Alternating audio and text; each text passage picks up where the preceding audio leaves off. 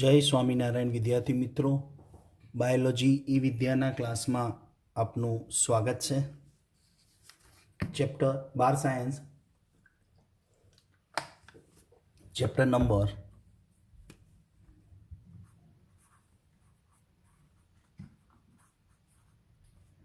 6 આનુવંશિકતાનો આણ્વીય આધાર. આજના વિડીયોમાં human genome પ્રોજેક્ટની કાર્યપ્રણાલી એટલે કે છેલ્લે 2-3 વિડીયો આપણા ચાલે છે હ્યુમન જીનોમ પ્રોજેક્ટ ઉપર, જેને 13 વર્ષનો મેગા પ્રોજેક્ટ કહી શકાય. 13 વર્ષનો મેગા પ્રોજેક્ટ, જેના લક્ષ્યાંકો આપણે જોઈ ગયા. 1990માં શરૂ કરેલો, યુએસ ડિપાર્ટમેન્ટ ઓફ એનર્જી અને નેશનલ ઇન્સ્ટિટ્યૂટ ઓફ હેલ્થ એ બંનેના કોલોબરેશન સાથે યુકેનું વેલકમ ટ્રસ્ટ બધાએ ભેગા મળી અને આ પ્રોજેક્ટનું 1990માં એનું સ્ટાર્ટઅપ કર્યું અને 2003ની અંદર એનું કમ્પ્લીશન એટલે કે પ્રોજેક્ટને પૂર્ણ કરવાની વાત હતી. હવે આ પ્રોજેક્ટમાં કરવાનું શું હતું, એના લક્ષ્યાંકો આપણે જોઈ ગયા. એના વિશિષ્ટ લક્ષણો જે મળ્યા ને એ આ પ્રોજેક્ટની કાર્યપ્રણાલી પછી મળ્યા, પણ આપણે એ લક્ષણો, વિશિષ્ટ લક્ષણો છે ને એને ટોપિકને આપણે પહેલાં લીધો. પણ હવે આ પ્રોજેક્ટમાં કામ કેવી રીતે કરવાનું હતું એની અગત્યની સમજ આપણે લેવાની છે. એની મેથોડોલોજી, શું કહેવાય ને, મેથડ. હ્યુમન જીનોમ પ્રોજેક્ટની મેથડ શું હતી, શું કરવાનું હતું આમાં. તો એની પાસે 2 મેથડ હતી, 2 મહત્વપૂર્ણ રીતો હતી.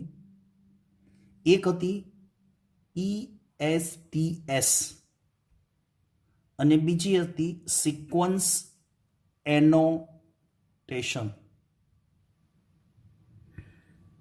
ETSમાં શું કરવાનું હતું, એક્સપ્રેસ્ડ સિક્વન્સની અંદર આરએનએના સ્વરૂપમાં વ્યક્ત થતા બધા જ અમીનોને હવે કઈ રીતે જુઓ, એક આકૃતિ દ્વારા સમજ લઈએ.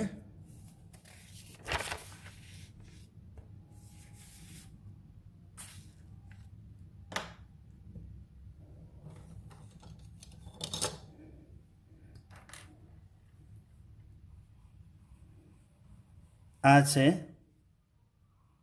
જેને આપણે ડીએનએ કહીએ છીએ, રાઈટ. એની અંદર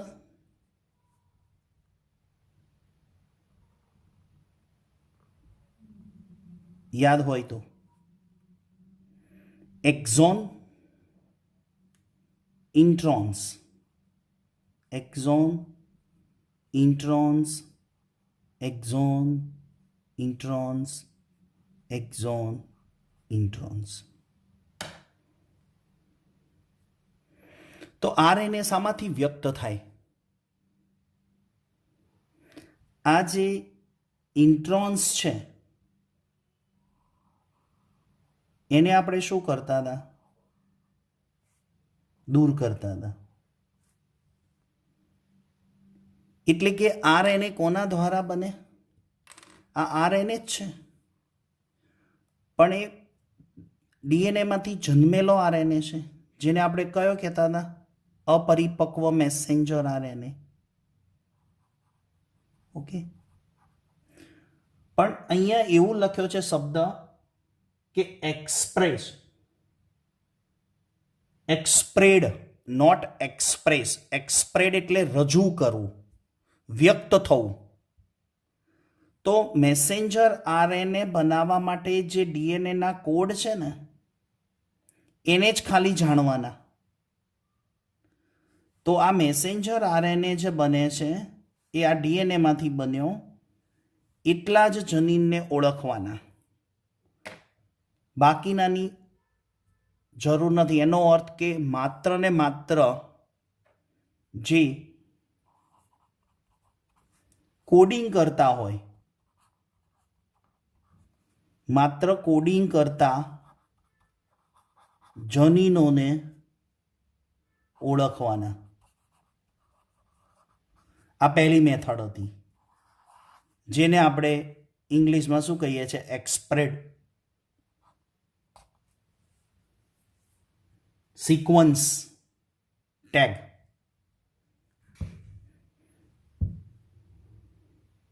એક્સપ્રેસ સિક્વન્સ ટેગ્સ. ઓકે, એટલે કે જે માત્ર મેસેન્જર આરએનએ બનવાનું કોડિંગ કરતા જનીનોને ઓળખવાની એક મેથડ એ હતી. બીજી મેથોડોલોજી શું હતી? કે કોડિંગ અને નોન કોડિંગ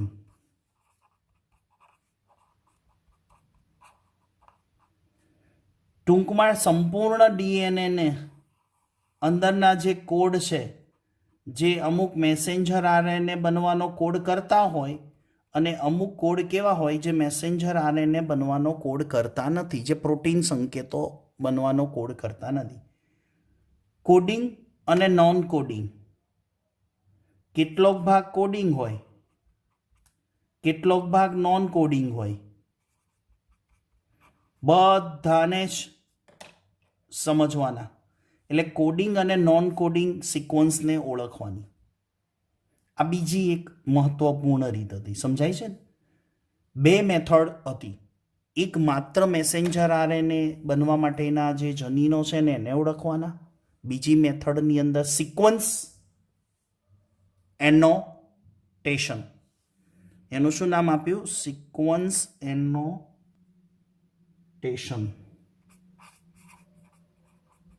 સિક્વન્સ એટલે સંપૂર્ણ ડીએનએની જનીનોની ઓળખ લઈ લેવાની. એનોટેશન. ઓકે, ખ્યાલ આવી ગયો? આ બે મહત્વપૂર્ણ રીત હતી. હવે આ બે રીતોને માટે ડીએનએને અલગીકરણ કરવાનું. એટલે શું? ડીએનએનું અલગીકરણ એટલે જો પહેલાં તો મેથડ થઈ ગઈ. એક કઈ છે? એક્સપ્રેડ સિક્વન્સ ટેગ્સ. અને બીજી છે સિક્વન્સ એનોટેશન, જેમાં જીનોમમાં જોવા મળતા જનીનોના કોડિંગ અને નોન કોડિંગ અનુક્રમોને જાણવાના. તો આ બધા જનીનોના કોડિંગ અનુક્રમોની જાણકારી પ્રાપ્ત કરી તેના કાર્ય નક્કી કરવાનો એક પ્રયાસ હતો. આ બે મહત્વપૂર્ણ રીત હતી. એના માટે આપણે શું કરવું પડે? ડીએનએનું અલગીકરણ કરવું પડે.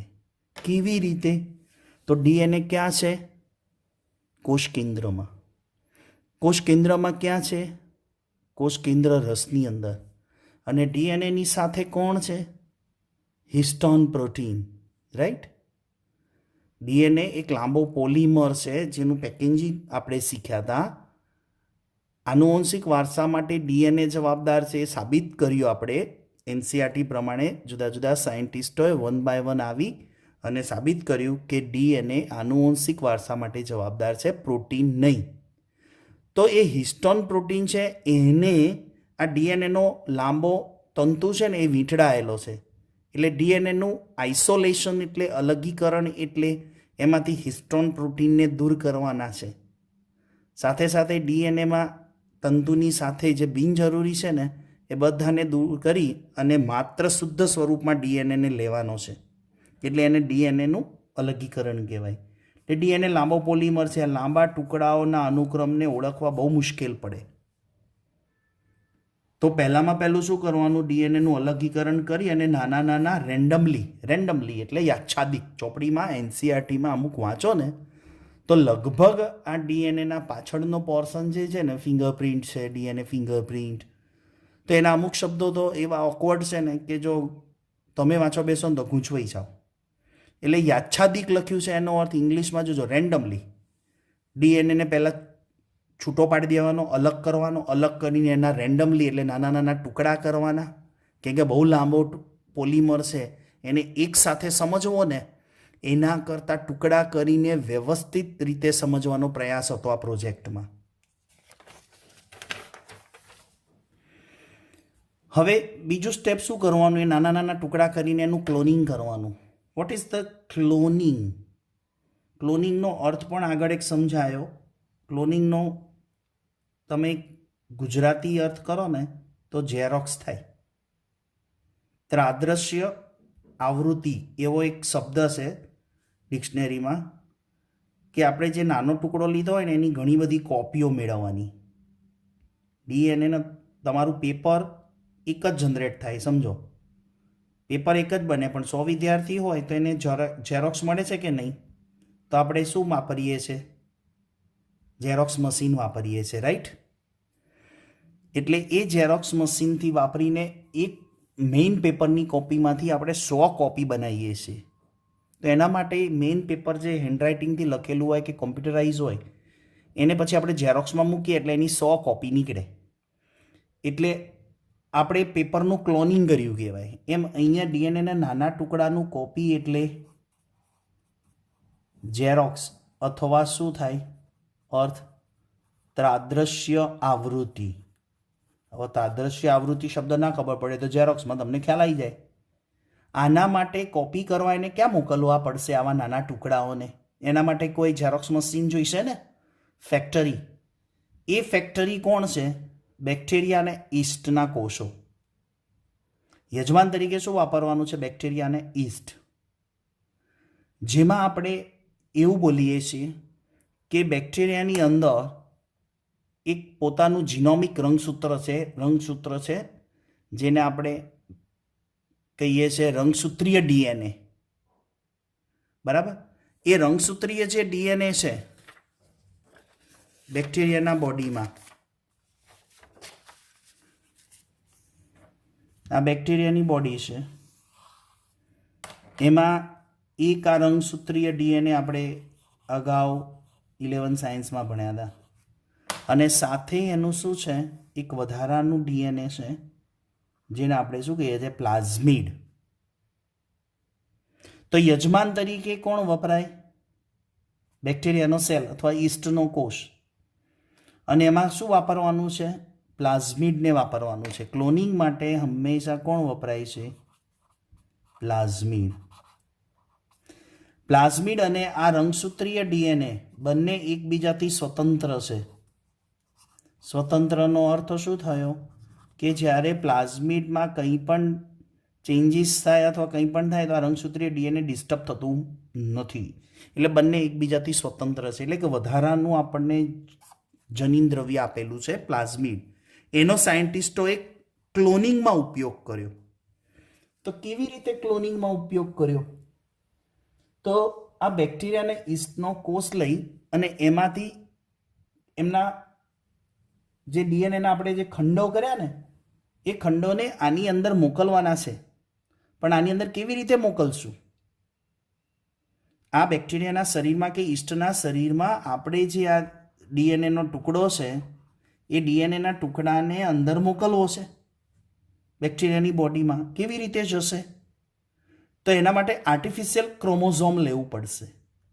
આર્ટિફિશિયલ ક્રોમોઝોમ બેક્ટેરિયાના શરીરમાં મોકલવાનું હોય તો BAC, બેક્ટેરિયલ આર્ટિફિશિયલ ક્રોમોઝોમ.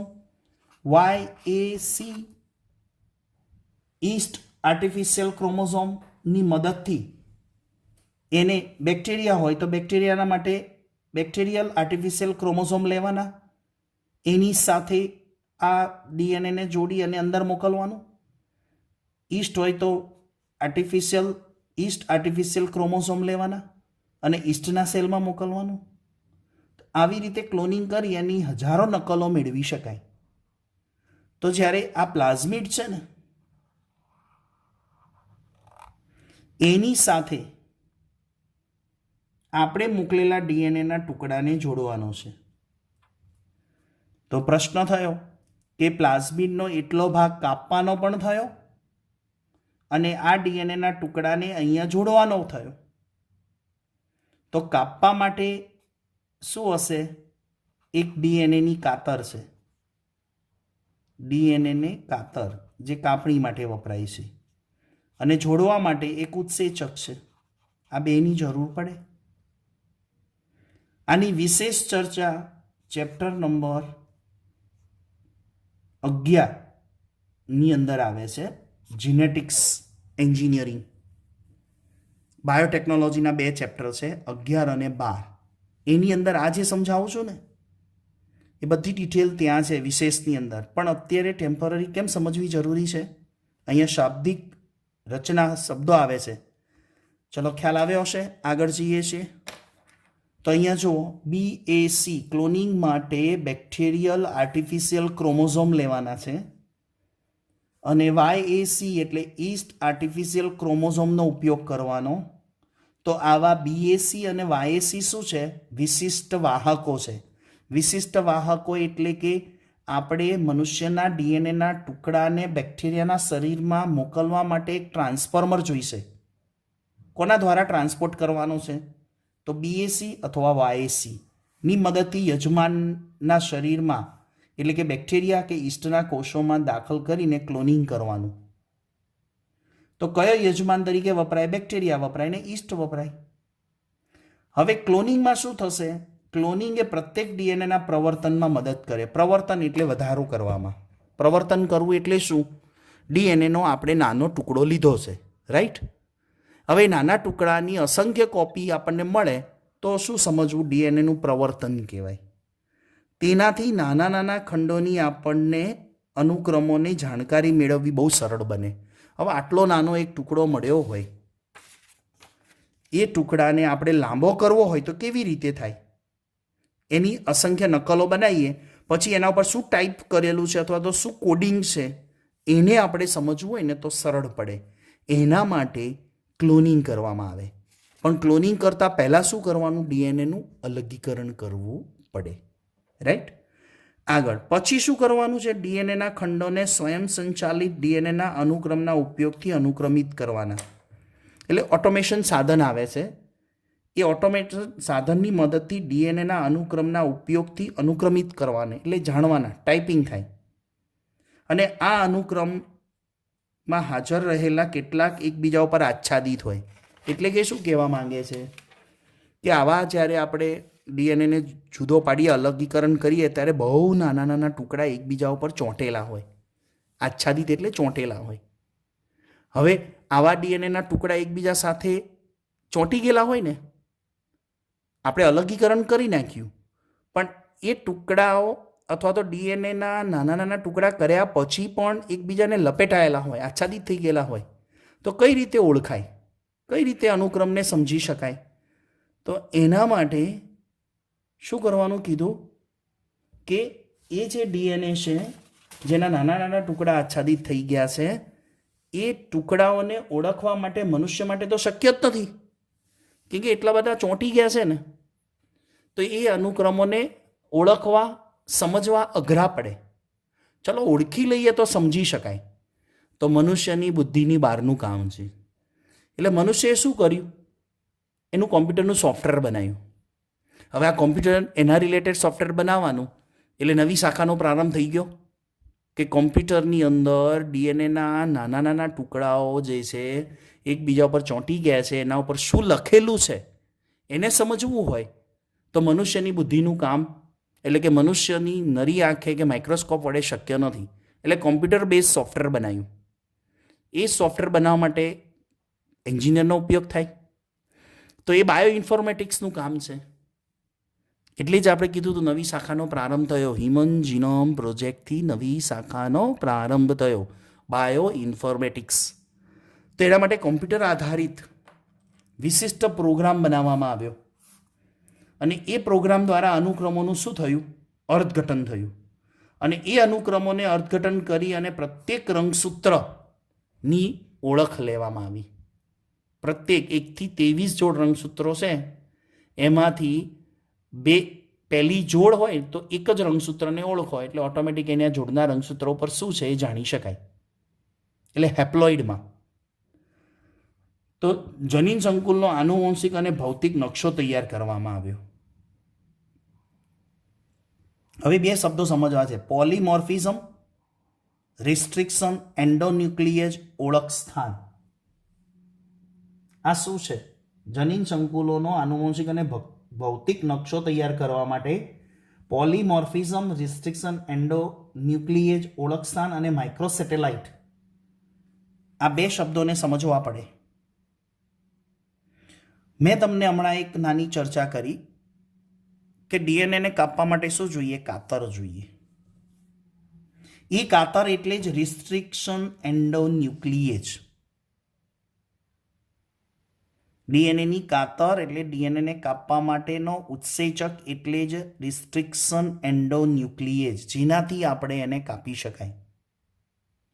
અને આ પોલીમોર્ફિઝમ શું છે? તો 2 શબ્દોને છૂટા પાડી દો. પોલી વત્તા મોર્ફિઝમ. પોલીનો અર્થ તમને ખ્યાલ આવી ગયો કે લાંબુ હોય, ઘણા બધા અનુક્રમ હોય, અને પોલી. મોર્ફિઝમ એટલે મોર્ફોલોજી, એટલે બાહ્યાકાર. એના ધ્યાનમાં રાખીને હું પોલીમોર્ફિઝમ શબ્દ આગળ જતા ડીએનએ ફિંગરપ્રિન્ટની અંદર આવે છે, ત્યાં વિશેષ આપણે સમજીશું. અને એન્ડોન્યુક્લિએજ જે ડીએનએને કાપણી કરવા માટેની કાતર છે, એન્ડોન્યુક્લિએજ, રિસ્ટ્રિક્શન એન્ડોન્યુક્લિએજ, એને પણ આપણે સમજવાનું છે. અને માઇક્રોસેટેલાઇટ અને મિની સેટેલાઇટ શું છે એ પણ આપણને ખ્યાલ આવશે ડીએનએ ફિંગરપ્રિન્ટની અંદર. તો આ પોલીમોર્ફિઝમ શબ્દ અને માઇક્રોસેટેલાઇટ શબ્દ ડીએનએ ફિંગરપ્રિન્ટમાં ખ્યાલ આવશે. જ્યારે રિસ્ટ્રિક્શન એન્ડોન્યુક્લિએજ મેં તમને સમજાવ્યું કે ડીએનએને કાપવા માટેની એક કાતર જેને ચોક્કસ જગ્યાએથી કાપવાનું આવે, એટલે કે એના ઓળખ સ્થાન કરવાનું અને ચોક્કસ જગ્યાએ કાતર ચલાવવાની. હું એક ઉદાહરણ આપું. દાખલા તરીકે કોઈ પેકિંગ લાવો અને પડીકું લાવો અથવા તો રેપર લાવો, તો એ રેપર ઉપર ક્યાંથી કાપવું ને એની પણ આપણને નિશાની આપેલી હોય છે. ત્યાં નાની નાની તૂટક લાઈન દોરી હોય ને કાતરનું નિશાન કર્યું હોય. એટલે એમ સમજાવે છે એ કંપની કે અહીંયા પેકેટને તમે કાતર વડે અહીંથી કાપો, એટલે તમારી અંદરની કોઈ વસ્તુ કપાય નહીં, બગડે નહીં. એમ ડીએનએને કાપવા માટે ચોક્કસ જગ્યાએથી કાપવાની છે. ચોક્કસ જગ્યા એટલે એને ઓળખવી પડે, એનું ચોક્કસ ઓળખ સ્થાન હોય. હવે તમે કહેશો સાહેબ એવું કેવું ઓળખ સ્થાન હોય? તો એને પોલિન્ડ્રોમિક ક્રમ કહેવાય. એ પણ હું તમને આગળ જતાં 11મા ચેપ્ટરમાં આવે છે પોલિન્ડ્રોમિક ક્રમ, કે જે ડીએનએ ઉપર એક ચોક્કસ ક્રમ હોય, ત્યાં આગળ આ રિસ્ટ્રિક્શન એન્ડોન્યુક્લિએજની કાતર ચાલે અને ડીએનએને ત્યાંથી કાપે. તો પ્લાઝમિડને પણ એક જગ્યાએથી કાપે છે અને મનુષ્યના ડીએનએને પણ એક જગ્યાએથી કાપે. પછી આપણે વાત કરીએ એને જોડવાનો છે, તો ડીએનએ લીગેજ નામનો ઉત્સેચક હોય જેનાથી ફોસ્ફોડાયસ્ટર બંધ જોડાઈ જાય. એ વિશેષ વાતો પાછી અડધી 11મા ચેપ્ટરમાં છે. અને આ 2-4 શબ્દો છે ને એ પાછા આપણે ડીએનએ ફિંગરપ્રિન્ટમાં આવશે. તો વિડીયો દ્વારા એની પણ જ્યારે લેક્ચર લેવામાં આવશે ત્યારે એમાં સમજાવવામાં આવી જશે તમને. તો આ થઈ કાર્યપ્રણાલી. અને પછી આપણે જોઈશું નેક્સ્ટ વિડીયોમાં ડીએનએ ફિંગરપ્રિન્ટ. તો હ્યુમન જીનોમ પ્રોજેક્ટ કેવી રીતે કામ કરવાનો હતો એની સમરી શું? નંબર 1, 2 મેથડથી કામ કરવાનું હતું. પહેલી મેથડ શું હતી? માત્ર કોડિંગ ક્રમને ઓળખવાના, કે જે મેસેન્જર આરએનએ બનવાનો ક્રમ નક્કી કરે છે. બીજી મેથડ શું હતી? જે પહેલી મેથડ કીધી કે ડીએનએ માંથી એવા અનુક્રમને ઓળખવાના કે જે મેસેન્જર આરએનએનો ક્રમ નક્કી કરે, જેને કે એક્સપ્રેટ કરે, આરએનએ બનાવવા માટેના જનીનોને વ્યક્ત કરે છે, એટલે કે એક્સપ્રેટ સિક્વન્સ ટેગ્સ. જ્યારે બીજી હતી સિક્વન્સ એનોટેશન, એટલે કે કોડિંગ અને નોન કોડિંગ બધાને ઓળખી લો ને, સંપૂર્ણ ડીએનએ ઉપર શું ટાઈપ થયેલું છે, શું લખેલું છે એને વાંચી લો, એને કહેવાય સિક્વન્સ એનોટેશન. આ 2 મેથડથી કામ કરવા માટે ડીએનએને અલગ કરવાનો, એટલે કે અલગીકરણ કરવાનું, આઇસોલેશન કરવાનું, ત્યારબાદ એનું ક્લોનિંગ કરવાનું. ક્લોનિંગ કર્યા પછી એના અનુક્રમોને જાણવા માટે કોમ્પ્યુટર બેઝ પ્રોગ્રામ થયો અને એ કોમ્પ્યુટર બેઝ પ્રોગ્રામથી આપણે આનુવંશિકતા અને ભૌતિક નકશા તૈયાર કરવામાં આવ્યા. આ હતી હ્યુમન જીનોમ પ્રોજેક્ટની કાર્યપ્રણાલી. એ લોકોને આ મેથડથી કામ કરવાનું હતું. તો આવતા વિડીયો લેક્ચર સુધી સૌ વિદ્યાર્થી મિત્રોને જય સ્વામિનારાયણ.